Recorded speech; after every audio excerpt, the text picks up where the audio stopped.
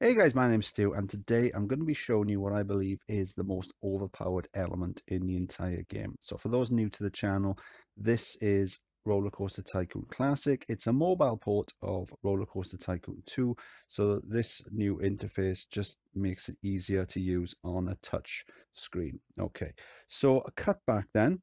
There's 3 on screen from 3 different roller coasters. There's 11 roller coasters in total that have access to corkscrews. So a cutback then is basically a corkscrew where the train leaves in the opposite direction to where it enters. So normally then when you do a corkscrew, it defaults to the opposite side. So we start with a left one and then it defaults to the right one.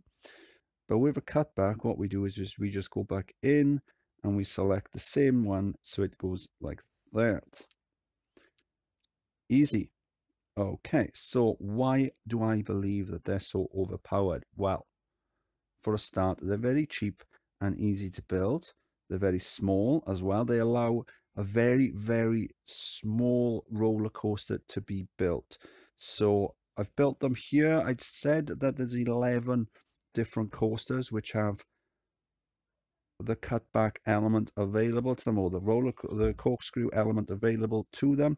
So first of all, here we have the corkscrew. This first one here is set to powered launch at 27 miles per hour, and there's the stats there.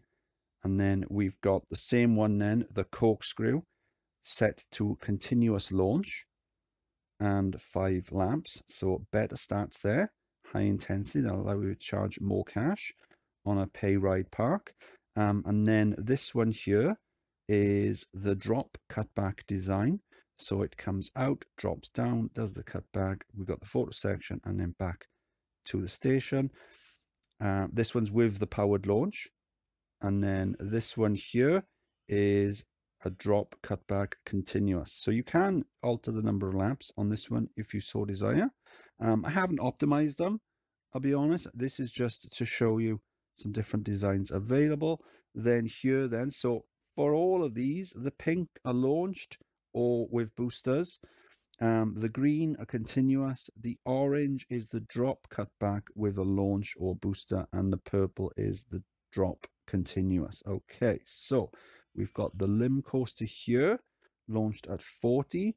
Then we've got the twister coaster here with the boosters. Obviously, it doesn't launch, but we've got the boosters to give it like a launched effect. And then on the next row then, can't do continuous with the limb, but you can with the twister. So with this one, we've got it set to 7 laps. You don't need to do 7 laps. I've just done it to give it better stats. So it might not make it all the way around the first time, but when it goes back, it will go. There's a weird quirk with Rollercoaster Tycoon 2 and Classic, and which is basically a port of 2, is that corkscrews tend to defy physics, and they make the train speed up a bit when it goes through. You know, it's weird. It's like you could start off at 20 miles per hour, and by the end of it, it might end up being 21. And if you do enough of them, it'll boost the speed overall. So just a weird quirk and physics defying. So this one here, we've got the twister. And then on this now, we've got some new coasters. So we've got a stand-up twister with 6 laps. It starts on that. And then we've got the flawless with 6 laps as well. And then here then, we've got, as you can see, it didn't make it all the way around. Didn't make it all the way around on the return. Will it now? Not quite. How about now? Yes, it does. Makes it all the way around. So 4 laps on that. So that one is the compact inverted coaster. Then we've got the inverted shuttle coaster. Almost forgot what it was then. And then we've got the inverted vertical shuttle there. Starts on that. Good starts on that. And then we've got the inverted continuous with 4 laps just there. High stats. So the intensity on that is almost at the 10. So a little bit of scenery that might push it over the top. So you might have to drop that down to 3 laps. This is the lay down coaster. Got that on 4 laps. There you go. So that's that for that row. And then up here, then we've got the launched drop cutback. So we've got the corkscrew, we've got the limb, and we've got the twister. Now all these are so cheap. The first row, these ones here, these will cost you probably around $2,500 to build, if that.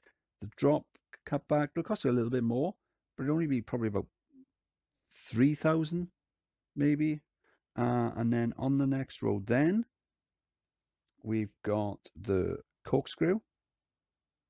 Now with this one, it doesn't drop down too much. So on some of them, it won't make it all the way around the cutback. It'll come back, but you can always raise it up a little bit and then it will make it through. Or what you could do is you could put a chain lift on the downward slope. Now just give it a little bit of extra speed.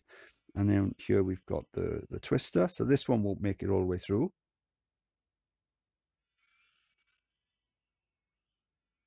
And then again, there's a weird quirk. Even though it's set to 1 lap, it'll go back up and come back down and do it again. And then we've got the stand-up twister, the flawless, compact inverted coaster, all essentially the same design. So you only need to learn the design once, and then you can use it for all these coasters with a corkscrew element, inverted shuttle, inverted vertical shuttle, invert, lay down. And then this one's slightly different. So with the stand-up coaster, the old style stand-up coaster, it's actually got a minimum height requirement. So the other ones where they might have a minimum height requirement, that's overridden if they've got an invert or an inversion, I should say. So where it's got the inversions there, one, so that might, if they've got a height requirement, it might override it. With the stand-up, it doesn't override it. So you do need a minimum height on this one of at least 29 feet. So that does that. But the good thing about that is it does actually, with the, when you raise it up a bit, you can do the steep drop section. I'll show you now on, let me just pick one at random. So normally I've got them 4 units up or 20 feet up. So with this one, you haven't got enough space to do the steep. You have to do that. But if you set it at 6 units up, then you've got enough space to do the steep section and then bring it back down to flat. And if you can see,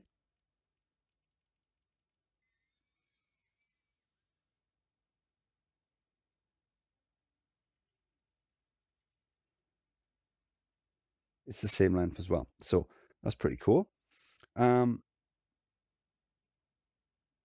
there you go. So using the cutback, you get a cheap coaster, make you a ton of cash, and you can use it on, so what have we got? 1, 2, 3, 4, 5, 6, 7, 8, 9, 10, 11 different roller coasters. And because the cutback is so small, if there's a